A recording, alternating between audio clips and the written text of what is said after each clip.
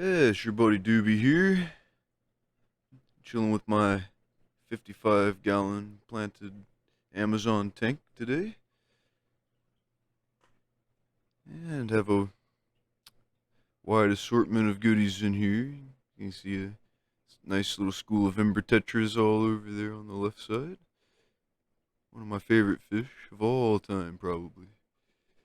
As well as these blue Kochu tetras, which quickly becoming my favorite fish. Excuse me. I got our Odessa barbs there, or crimson barbs. The males are very bright crimson red with a very interesting pattern. And got also some cherry barbs in there, which are probably all female cherry barbs. And got some diamond head neon tetras, which are schooling on the left side. There's two adults in there, two that are just becoming adults, and some juveniles. There's an adult in the middle there. And this, for the plants, just got some Amazon swords, cryptocorn undulata, red cryptocorn as well. Put a few Kleiner swords in there, some cryptospiralis, there's a couple of red flame swords in there, and a few mini chain swords. There's also a few Java ferns in there trying to grow back, as well as there's some Ludwigia in there, or Ludwiga. I'm not sure how to pronounce that exactly, but it's not doing the hottest. Probably needs a little more light and CO2 than I can offer it, but is what it is. This tank is like the Platy tank. It's using Carib Sea Naturals sand, and it's using one of the tan sands. I can't remember what it is off the top of my head. I'm sorry, but just one of their tan sands. It took 3 or 4 days for the water to clear up, but after that, it's become very, very clear indeed. I put that sand over top of a combination of Carib Sea Eco Complete and some P Rock gravel. I think that was also Carib Sea that I got a long time ago. Just cap the sand over top of it and let it settle naturally over time. This little gravel accent in the middle there. Yeah, these are a different kind of dual sponge filter as well. I'm not sure what I was thinking with the triangles uh, filter, but they weren't excessively expensive and last a long time. So once they go bad, you could probably just get replacements for those. But both oxygenate and filtrate. That's why I love sponge filters, just powered by air and a little bit of electricity to power the air pump. This is using the Tetra 100. It's like the largest whisper I think that they make, or one of the largest whispers. It's enough to power 2 of these sponge filters.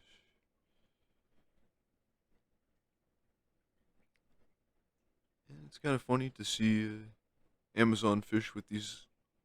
I guess they come from Southeast Asia or something. These barbs do, but they all seem to get along fairly well. Barbs seem too concerned with themselves mostly to care about much else in the tank. The feistiest fish is probably the blue Kochu tetras, and I think they're somewhat related to that same species of fish that chains into the piranha fish category, but I don't think they really have any teeth or anything. But they are rather feisty when any food or any fry are in the tank. They're quick to gobble them up. I was laughing earlier because break up an algae wafer. It's to vary their diet every now and then. Put it in there. One of the blue coaches just picked up the whole chunk of it and ran around the tank like mine, mine. I was amazed that he could pick it up with his mouth. Lovely fish. Not sure if the cell phone camera or this camera is better quality. Might have to adjust some settings later on and get everything better. I think the less shaky video is always a plus. And from this angle, can sit back and see the fish in their natural state from well across the room where I'm not interacting with them. See how they naturally live their lives.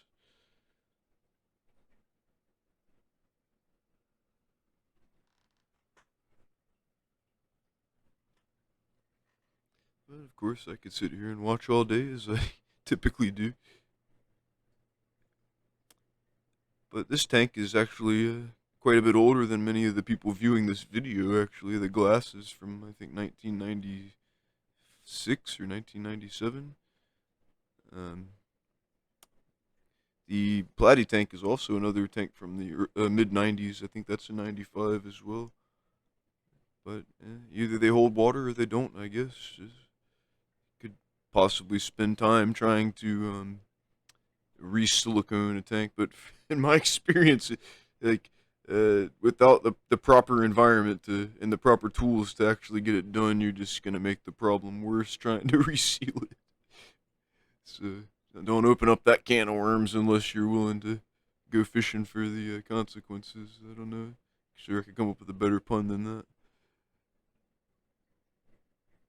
But I do highly recommend Ember Tetras if you can't decide on a smaller tank for or a smaller size species for a 12 gallon or 20 gallon or they even do quite well with larger species. Like, I mean, quote unquote, a larger species. See, the Odessa bar was kind of just curious there. It's like, ooh, what's happening? It just kind of broke up the school a little bit butt heads, but they never pick on anything too bad. They just chase each other's tails around. But it's kind of interesting when two Odessa barbs meet head to head, and neither one wants to go around the other. They go into sort of a ritual, almost they almost bow to each other and swim downwards, swim upwards, and I guess just sort out their differences. But it's quite interesting when they do that.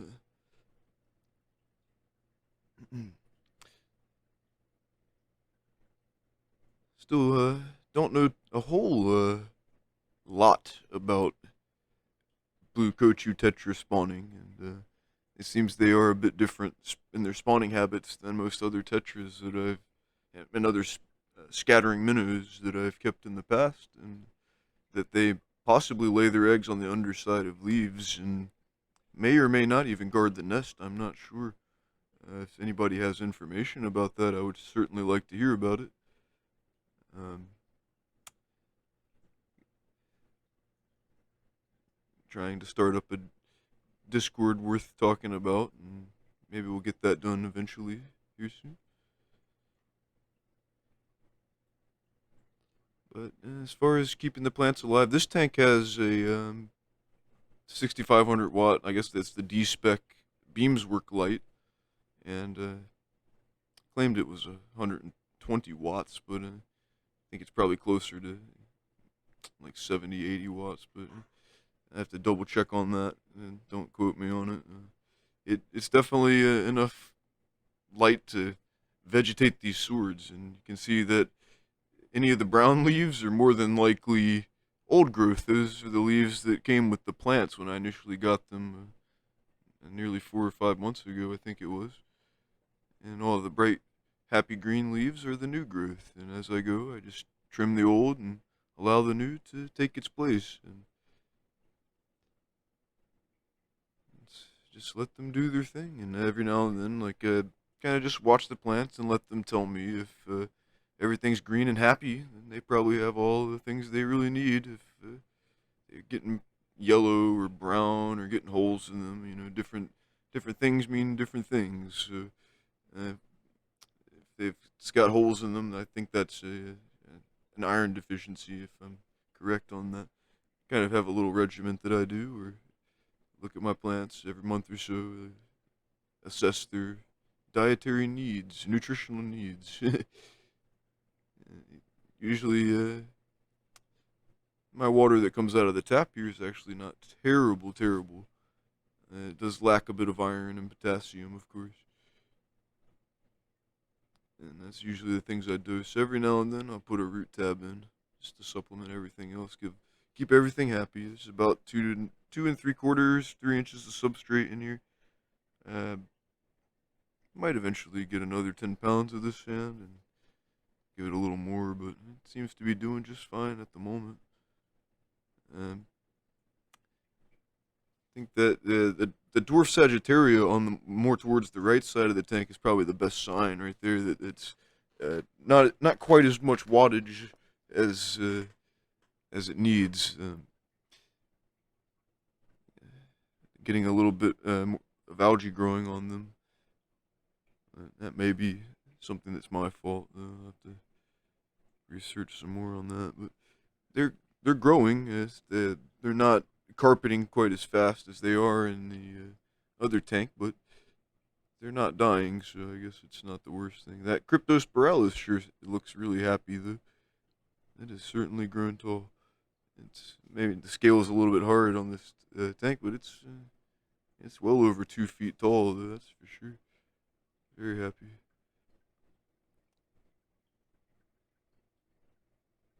And eventually I might get a few more plants. Was trying to grow some dwarf hair grass, but barbs really like to tear it up. Not that they like eating it or anything. It's just they like swimming, kicking their tails through it, basically just disrupting it. And didn't really get a great chance to grow it. I think that with dwarf hair grass, if you don't have more peaceful topwater species, it's probably best to get the hair grass growing before you add the fish.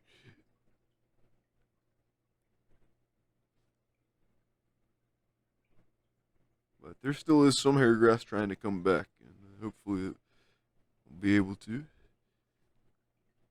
And the new diamond head tetras, they're still getting their color back. They're youngins. Just got out of their quarantine tank a day or two ago. But anyways, sure hope you guys like my little tank here. There's no CO2 or anything. Just has a little green killing machine in there just to keep the water clear so that it looks pretty and all that. Got my mag floats in there to control the algae. They got scrapers and all that. But that's one of the reasons why you see that the hard water marks on the that's actually on the outside of the back of the tank between it and the background from the old Penguin 500s that I had on there that got leaky. And honestly, I cleaned it so many times. I scraped it with razor blades, and it honestly looked like it was gone, completely clear. And I was like, yes, got rid of it. Yeah. Next day, dried and came right back again. So I, I don't know how to get it off. I've used CLR and glass cleaner and all that stuff, but it just doesn't seem to want to come off. It's like that disappearing, reappearing ink. But all's well, I guess. There's a little bit of brown algae starting to grow in there on my filter head, or the heads of that air filter, and behind the that's actually a Fluval. I forget what they're called. It's one of their low Fluval low level filters, and they're not bad. I think it does the job. Gives a little extra filtration power for the bio load, and gives a little current along the front of the tank and keeps all my fish swimming where I want them to swim, and so I can see them. And it seems all happy to me. But what's next, I guess, is the real question. I guess have to wait and see, folks. It's nice spending the evening with you and watching my fish, and hopefully we can do it again sometime.